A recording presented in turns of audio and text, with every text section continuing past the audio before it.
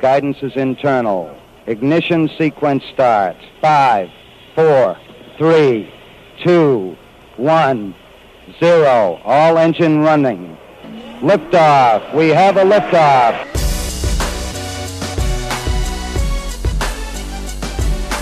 Permission to board. Permission to come aboard. Permission to board. Permission to bring me aboard. Permission to come aboard. Welcome to the Permission Granted podcast. Here's DA. All right, welcome inside the freshest edition of the Permission Granted podcast, everybody. A little reminder, this is mostly off-the-air stuff you can't get from our on-the-air podcast, so you can get these also on the same place you get the shows on iTunes. Also get this in the same place we put the SoundCloud. Also, we're going to put this on Facebook and YouTube, as we always do, in video form as well. Go to facebook.com/TheDA or youtube.com/TheDA All right, joining us here this week, I'm really excited, is a really funny dude. You remember him as Uncle Joey from Full House, Dave Coulier, because there's now going to be a Full House reunion show, which, let's face it, it's a must-see. It's a must-watch. So Dave Coulier joining us here on the Permission Granted podcast. Dave, how are you? I'm good. I've been keeping close tabs on all of my fellow Full House cohorts. Yeah, the close tabs is fun. We see each other all the time, and my wife and I are actually going to the taping tomorrow night. They're shooting out of order. Our big reunion episode is next week, and then this Friday is actually the second episode, which is the spin-off of The Girls. So looking forward to that. We had our first table read last week at Warner Brothers, and that was very surreal, I must tell you, walking around the set and being over at Warner Brothers again. It was surreal, but a blast. When they approached you about doing this, was there any part of you that was like, oh boy, I don't know if I want to go back in time and revisit that, or were you all in when you heard about it? You know, we had heard about it for many, many years, and so I didn't think it was actually going to happen because we've heard rumblings about this for several years, and so I honestly didn't think that this one was going to happen. So when it finally did, I got excited just because Full House will always have a fond place in my heart. And I met some of my best friends for life, and it was, I have to tell you, it was the best experience of anything I've ever done. You know, it was such an iconic sitcom, such an iconic series that I think the fans were always kind of hankering to see you guys again. But the fact is, you guys have done a lot of other stuff together, right? There's been events or there's been TV specials or whatnot, and it feels like you guys have never been that far apart. It seems like it's a pretty close cast. Is that fair? It is very fair. We became a real dysfunctional family off camera. Yeah. We see each other all the time, and we've remained very close friends. And so for us, it's not like we haven't seen each other for 20-some years. It's just kind of picking up where we left off. And it was really funny because when we got back into character and we were reading over at Warner Brothers, everybody just kind of clicked back in to 20-some years ago. It was really fun, and this show is going to be so much fun for the fans, and you're going to be able to binge watch it on Netflix in one day. Can't beat that. Who knows what would have happened if you guys were on Netflix back in the day. When you were auditioning for Uncle Joey, did you kind of have a feeling, hey, you know what? This is a good idea. This is a good cast. This could be a real launching point in my career. Or is it one of those things where you could really never know the type of velocity and momentum that the show ended up taking on? You never know, and that's the beauty of when it becomes a big hit. It's kind of this surprise package that you don't know is going to be underneath the Christmas tree, and you wake up one morning and all of a sudden you go, wow, what a great present. Yeah. So I actually read for the part of Joey, and the character wasn't even named Joey at the time. I think it was Adam or something, some different name.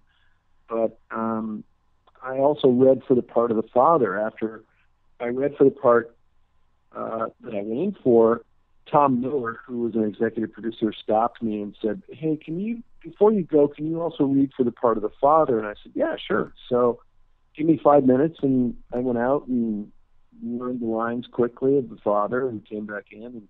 And then they said, "Thank you very much." And you never know. And then I got home. There was a message from my manager, Brad Gray, and he said, "Hey, you're hired for this Full House pilot."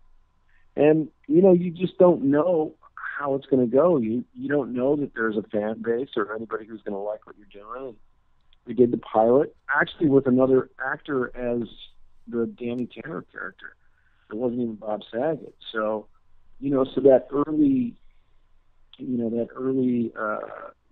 part of the show was really quite different from anything the fans have ever seen. So you just never know what's going to happen. And, it's now television history, and we're all really happy to be a part of this iconic show. I always wondered whether it was awesome for you guys to be identified as the characters from that show, or sometimes exhausting from fans and you want to kind of move on. Like, do you ever feel like, boy, I'm more than just Uncle Joey? Because I know that Bob Saget has kind of suggested, hey, I'm more than just the dad from Full House. And I would imagine John Stamos feels the same way, etc. Does that ever get like, boy, you know what, I'd like you to see me as more than just that one role?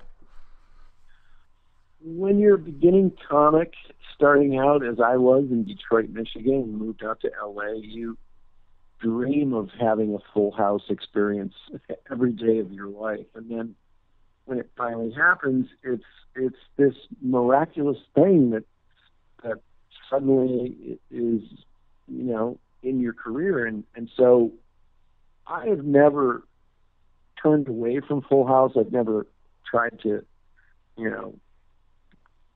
dissuade anybody from saying, "Hey, look, I'm not that guy." I'm whoever, in someone's eyes, if I'm this great character or whatever, then so be it. It's really up to the fans. It's not up to me to say, "Oh, I don't want to be that guy anymore." I'm happy to be Joey Gladstone. It was a great run. It was a great character, and it afforded me a really nice life. So, Full House has been the pinnacle of my career, and I accept that. And it's a really nice feeling. So you're a Michigan guy, and for sports fans, we all noted that you were rocking the Red Wings jersey forever on the series before the Red Wings got good again and started winning Stanley Cups in the late 90s and early 2000s. So growing up, were you a hardcore, legit Red Wings fan?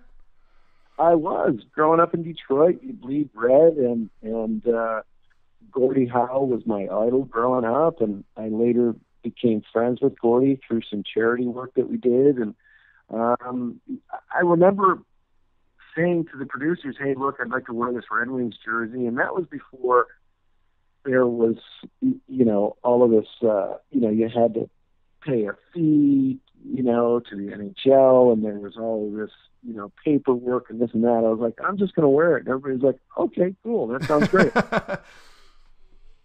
And it ended up working out because it kind of became iconic, and the Red Wings became really, really good, and it all kind of tied together. I wonder, you guys had that great 80s hair going, early 90s hair. Stamos, obviously amazing. You had great hair as well, coming down the back, flowing. Even Saget had good hair. Who had the best hockey hair? Because those are some legit hockey haircuts you guys had. Well, Stamos is not an athlete, but he did have the super hockey mullet. Yeah. Going. He did have the super mullet going, but it was funny because growing up in Detroit, we would go across to Canada for tournaments, and everybody in Ontario had the hockey cut, the super mullet, and some of them were more radical than others, and it was like, if you saw a guy's hair hanging down below his hockey helmet, that was really cool. That is so great. Hey, are you sick of answering questions about the Alanis Morissette song You Ought to Know? Because I've read quotes about this. You're like, dude, that's not necessarily even about me. Well, it happened a long time ago. I dated Alanis in 1992, so I mean, this is a really old story, and people say, well, why was she so angry? And I never got that about her. She was one of the most happy, funny, pleasant, smart women that I've ever met, and people, oh man, she was really angry.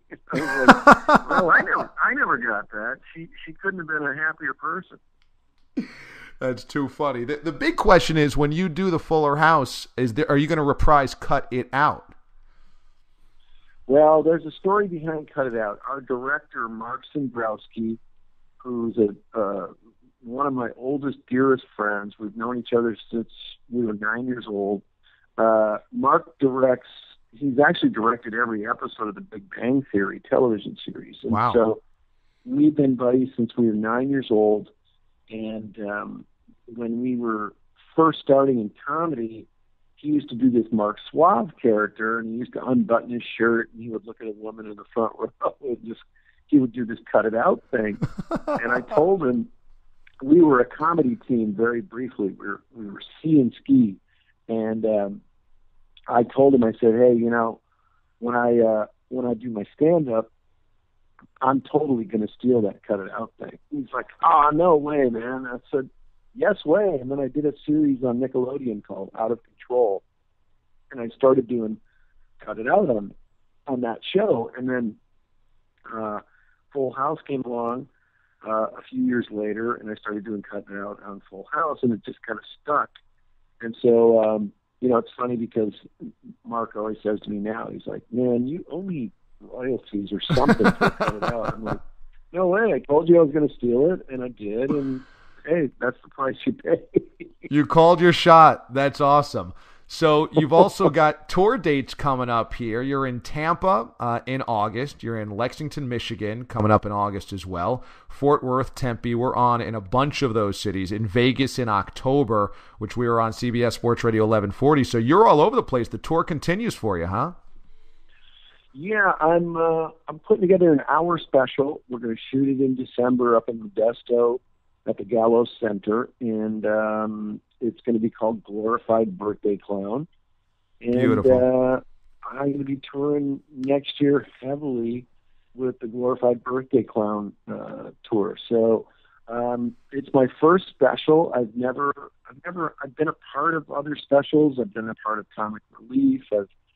I've been on the Detroit Comedy Jam. I've done so many different things, and so I've never done my own hour special, and I thought, I think it's time.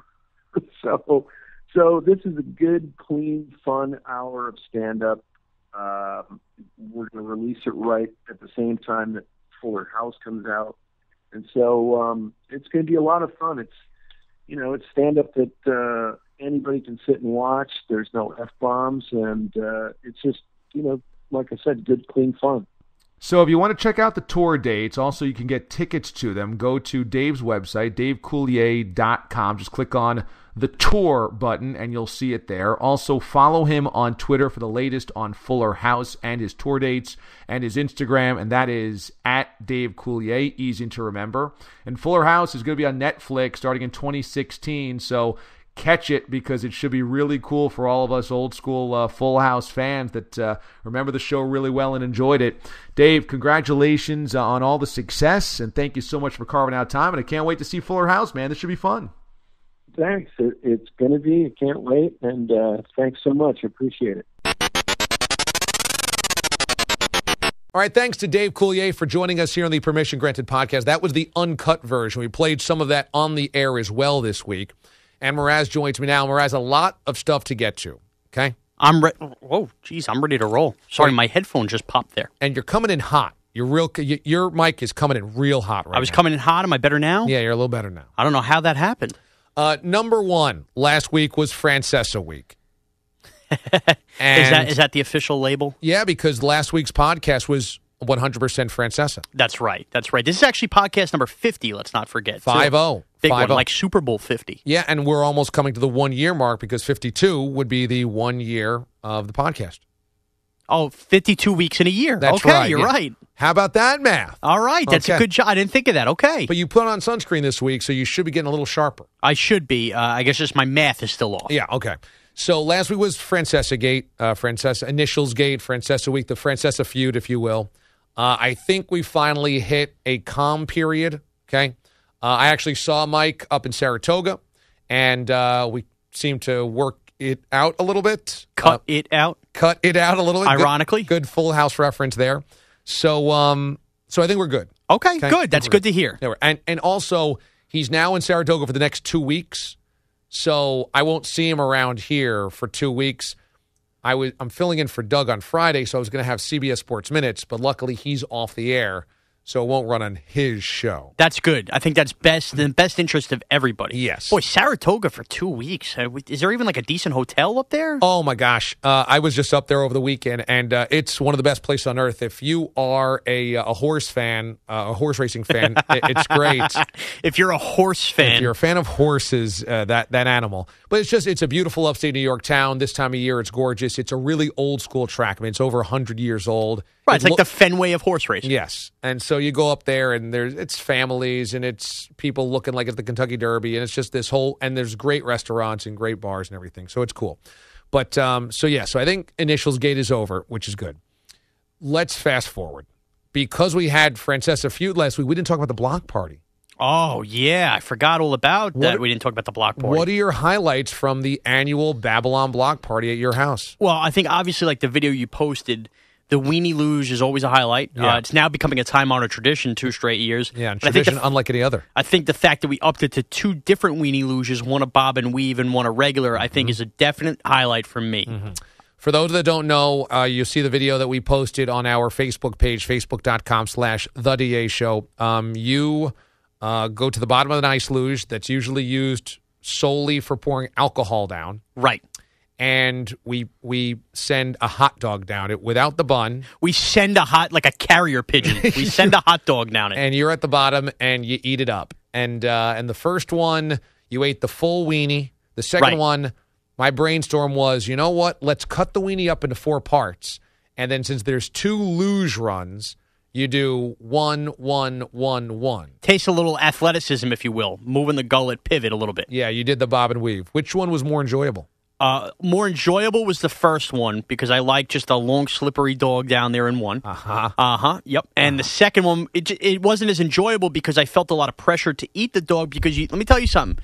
You drop a piece of the wiener, next thing you know, you're searching for a wiener on the driveway, and it's going to be gravelly. Yeah. And you don't want to eat a gravelly wiener. No, you can't eat a gravelly wiener. Yeah, so definitely more enjoyable. What was the highlight for you? Was it Ganascoli smoking the cigar in the middle of the road, playing town mayor? Joe Ganascoli, Vito Spatafore from The Sopranos. Yep. Comes every year. Yeah, he's a tradition. That's like the one time a year I see Joe, as me and Joe have kind of become friends. It's always at the block party. I mean, you're friends with a regular, one of the bigger stars from The Sopranos. Right, which might say something more about his career than mine. So that's always cool. I don't know if there was a specific highlight. I think the whole thing's awesome. I think, you know what? No, I take that back. The food spread. You like the food spread. The food spread was amazing. It's improving every year. Because people might think, block party, you do some hamburgers and hot dogs. Your dad upped the freaking ante. Yeah, it was a lot of food. I mean, 2 different sausage and pepper platters. Not like a couple sausage and peppers. Full tin trays. Right. One was the hot sausage, one was the sweet. One was the sweet, says eats.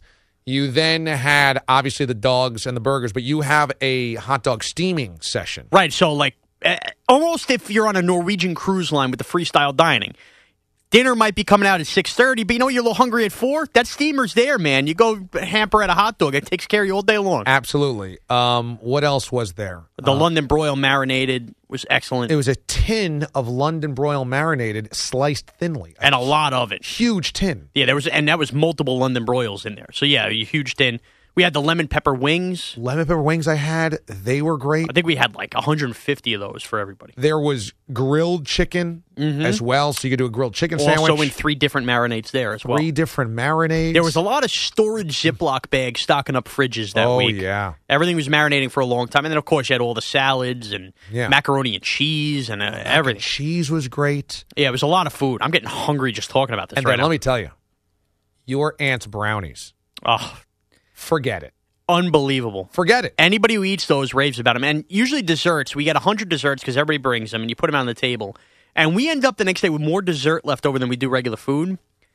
The brownies were the one thing. There was literally one brownie left at midnight. And she brought, I think, 60 was the count. I mean, what does she do? They're so juicy. We've tried to figure this out. They're so moist. This was not something that I've had my entire life. You would think, like, growing up, this would be your specialty. Yeah. This is going back now the last 4 years. She started baking brownies, and it used to just be, I'm bringing brownies for brownies. And they've evolved to, like, a cult following. Anybody who knows me knows my Aunt Kim and knows her brownies. Now, it's like, anytime somebody has them, they have to have them. I have friends who like them. Yeah, I'll be like, we're having a barbecue. My Aunt Kim, Uncle Scott, come. They'll come over just knowing that my aunt is coming. If she's coming, she's bringing brownies. Oh, yeah. Yeah, look, that was huge. I was thinking about this. We were describing this on the air last week when I was in, and I said the ice luge, and I don't know if everybody knows what an ice luge is. Do you think that's a common thing? I think the majority of people between the ages of, let's say, 21 to 35 know what an ice luge is. Who am I kidding? People at 18 know what an ice luge is, too. I'm trying to be politically correct. But what excuse do you have to have an ice luge? I remember when I was in college and I was a freshman at Syracuse, if you couldn't go to the bars, obviously, if you didn't have a fake ID. Right. So freshman year, sophomore year, most people, I didn't have a fake ID back then, didn't go to the bars. It was house parties. And one of my buddies who was older bought an ice luge. It was the first time I've ever seen it. I was like, oh, my God. It's crazy. This is unreal. But so I knew what it was back then, but I don't think I've seen an ice luge since then. Yeah, you know what? Maybe I'm kind of, I don't know how to say it, kind of cultured from it because they're very popular on Long Island. Like any of these outdoor parties, you see them at graduation parties, block parties. So maybe I just assume. The thing is, you're not going to bring that to your cousin's communion indoors at the VFW hall. That's an outdoor party kind of deal. And it's like pumpkin ales. They come around once a year. And you also have to have a family that encourages binge drinking. Right. Which I don't know. Because if you're going to have 2 casual drinks, you're not hopping on the ice luge. Well, forget that. Like, if you want to have, I don't know, even if you have a couple of beers and like a scotch, or a couple of beers and like a rum and Coke, a couple of beers, and you don't need hard alcohol being poured down an ice luge into your throat. Right. And the problem is with the ice luge, like you're saying, you don't need that. It's one thing if you go to a bar again and you have a couple shots with buddies.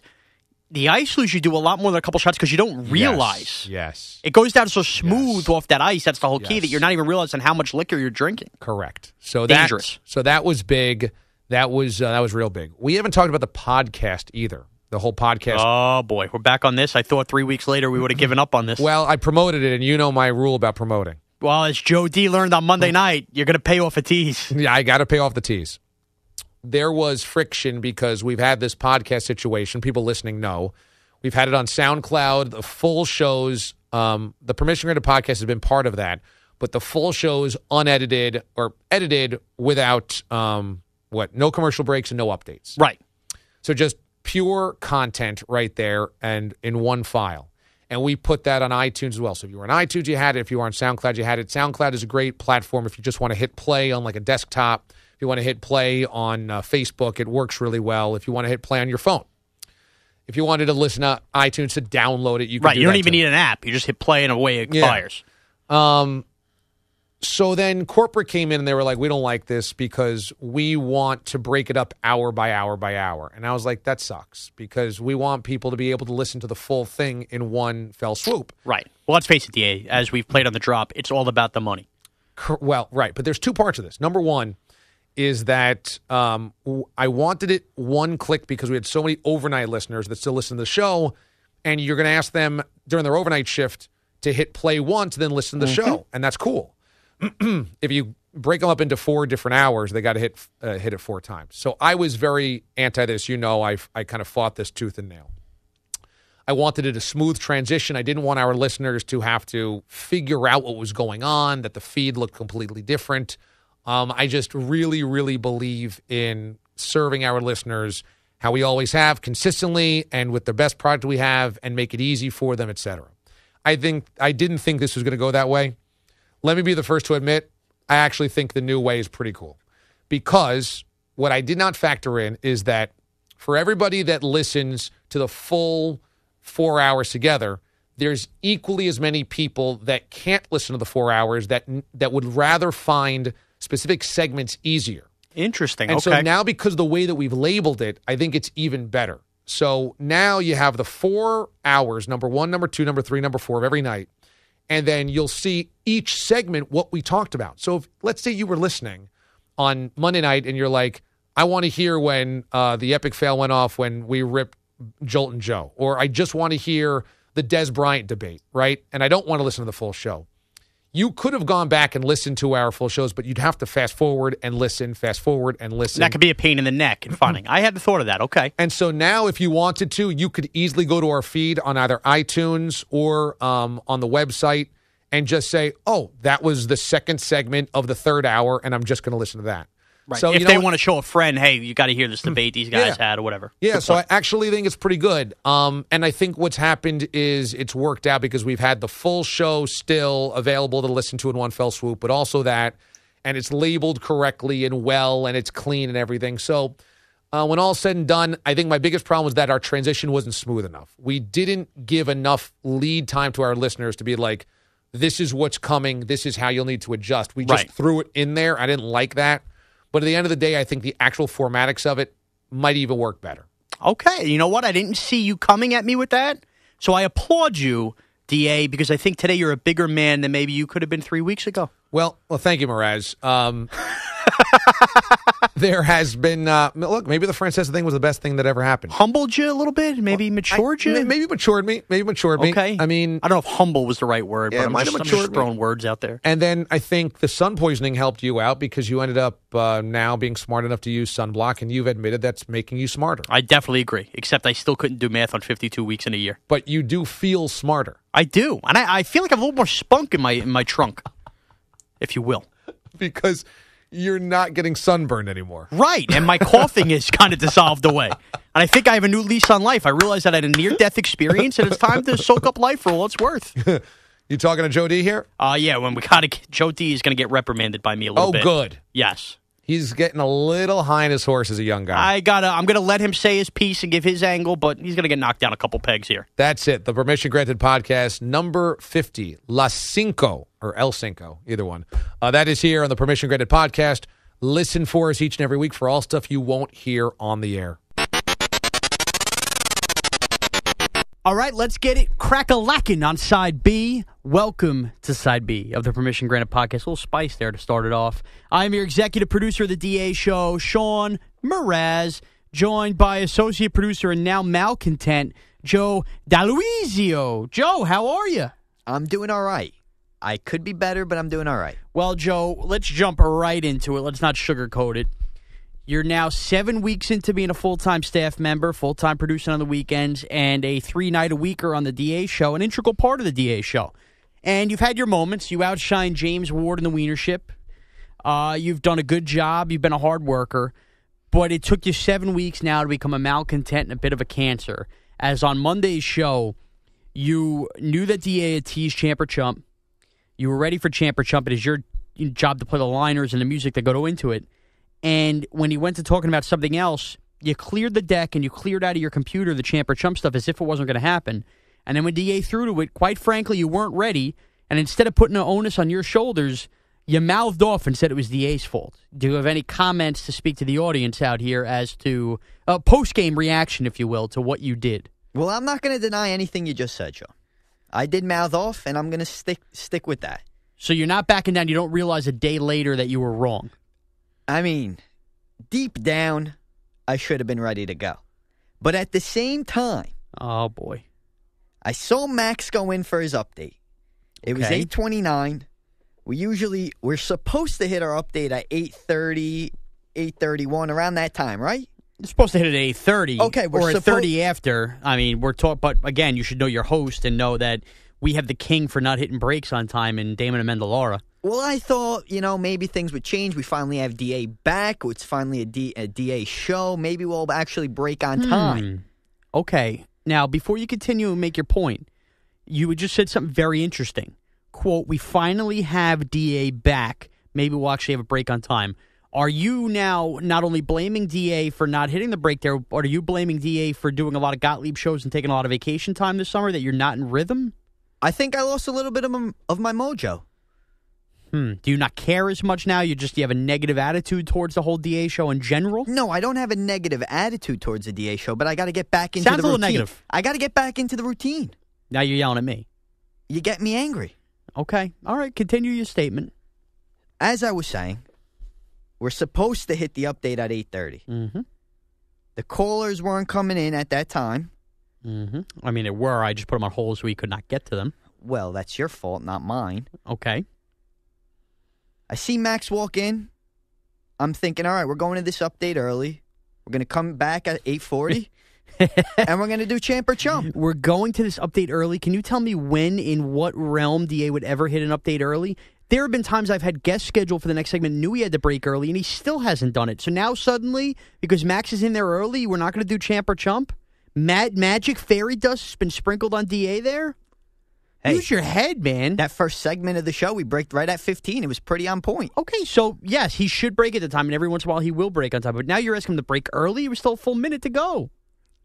More like 30 seconds. Okay, listen, I will be with you from the standpoint of, at that point, DA should have broke and said, I tease Champ or Chump. We're going to get to that next. 855-212-4CBS. You're a pro. That would have been the way to go about it if I was hosting. But, of course, I do not host. This is the extent of my hosting happens here on Side B for 9 minutes a week on the Permission Granted podcast. But knowing DA, and I've worked with DA enough to know what he's going to do in that spot, and I knew Champ or Chump was going. If he teases something, 99% of the time that tease is getting paid off, and you should have known that. And why clear out the deck there? Like, just keep everything there. You're going to have to play it next segment anyway. It should have been ready to roll. Well, I had to clear out the deck to make space for the update that was coming. There's not enough spots. So I saw Max, so I panicked a little bit. I said, let me get this update ready just in case. And would you know, he goes to Champ or Chump. Wouldn't you know, that's what he did. So I think here's what has to happen. The line of communication needs to be open. Number one, DA's the coach here, the manager. Technically, I guess, as the producer, I kind of should be, but I'm really not. We listen to him. We'll work hard for him. We do him. We do work for him. We don't do him. Anyway, anywho. Whew, I can't believe that was just stated. How about we restart this? No. Anywho, you should the line of communication should be there, Joe. Yeah, explain to DA where you come from. Don't get angry. Don't get nasty because listen, the Dodgers discussed trading Puig at the deadline. That's a team who has World Series aspirations. But Puig could be a bit of a problem for them. Do you want to be traded? I don't want to be traded. No, if there was a CBS Sports Radio deadline, do you want us to send you to Dubuque? Please, don't send me away. Okay. Well, just learn how to cooperate here, okay? You need help in the locker room. Somebody's picking on you. You come to me. I'll take you under my wing. I take care of it, okay? I'm a good locker room guy. I appreciate that. Now, to more pressing matters and stuff that I really care about, maybe the audience doesn't care about, begun. And this might started. Okay. Begun, we started what? Now you're correcting me. I'm confused. Anywho, Joe lives at home with his parents, which is understandable because he's 23 years old and just got a full-time job. I lived at home with my parents for the first 7 months of my full-time duties here at CBS Sports Radio before moving far, far away down the block. Joe has his parents going to Italy, and he had discussed this the past couple of weeks. They'll come back and do sauce jar up time.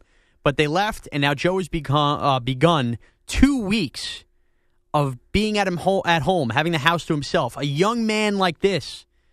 And I took Joe out Friday night. We went out for drinks after the show, after Tony Luffman. I saw Joe talking to girls, the whole deal. Joe is looking to have a good time for 2 weeks. No parental supervision. Live the life he's always dreamed. Joe, where are we at here a couple days in? I love it. I love being on my own. Right. I love not having to answer any questions. Walk in the door, walk out the door whenever I want. Okay. Do you have a dog or anything you got to take care of? No dog, nothing. I just got to water the flowers. Otherwise, if my dad comes back and the flowers are dead, I may be dead. Okay, so Very flowers. protective. So you and the flowers. Me and the flowers. That's it. Okay, and Everything's going well. you're cooking for yourself, or are you ordering out a lot? A little bit of both. I usually go to the gym and then I'll pick up my food. Sometimes my aunt will make me something and I'll just prepare it. You know, this just dawned on me, and I'm surprised I haven't asked this question to you off the air. This will really speak volumes, okay? You're gainfully employed now, full-time. Yes. A lot of 23-year-olds in this economy just can't get full-time jobs yet, and that's understandable. So your parents are probably proud of you for doing this and pulling this off. Did your parents, when they leave, did your dad, throw down basically $200? Hey, you got to order pizzas, do whatever, take care of yourself for 2 weeks. They did not leave me a single dollar. So they left you to fend for yourself. They left me. They said, just make sure the house stays together. And my Were dad. you disappointed by that? I was a little disappointed. I thought my dad would throw me a bone. Like you said, here's $100. Get some food. You'll be all right. I was looking for him to do that, and you denied and say, Dad, I can take care of myself. You're not paying rent, right? I'm not paying rent. No. Boy, that must be nice. It's real nice. Pocketing your salary right into your pocket. Everything's going right into the bank. Interesting. Okay, what were you going to say, though, about your dad? My dad did, when I dropped him off at the airport, he did say, hey, one last thing.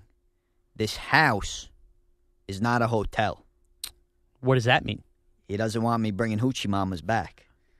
Interesting. But he gave you a little wink there and a nod, knew that you were gonna, right? Of course. Okay. But your mom would not be pleased with that. My mother would not be pleased. Your mom told your dad to say that, but your dad knows the deal. Hey, 2 weeks, kid. Go get him. Have yourself a ball. No pun intended. Interesting. So, have any dragons been slayed yet? Is a good way to put it? One has been slayed. How many days are we on? We are on, I believe, 8 days solo. This is your 8th day solo? Yeah. And how many more do you have to go? I have another week and a half. So it's like 18 days, really? Yeah, it's. And so 8 days in, you have one. So you're pretty much averaging 2.25 girls by the end of this? It's been tough. It's not as easy as I thought it'd be. And you thought you'd get like one a day, right? Like a vitamin. Not one a day, but I thought maybe once every few days, yeah.